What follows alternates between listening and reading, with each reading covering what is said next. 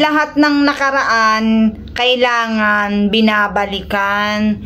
Yung iba kailangang kalimutan. Kasi kapag binalikan mo pa, baka mas lalo ka lang masasaktan. Utis na. Sabi nila, sacrifice is the only language of love.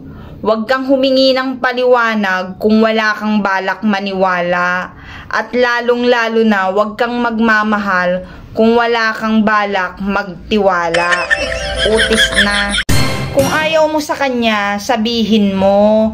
Huwag kang magpanggap na okay kayo kasi hindi niya kayang magpakatanga para sa'yo.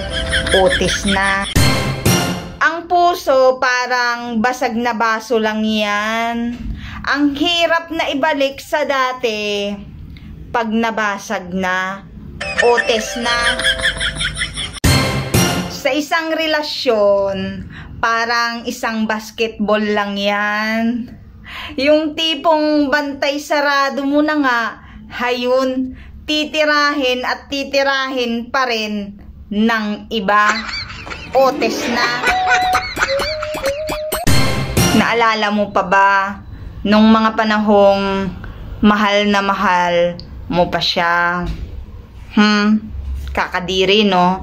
Utis na. Kung nagkakalabuan na kayo sa isang relasyon, humanap ng solusyon. Hindi bagong karelasyon. Utis na.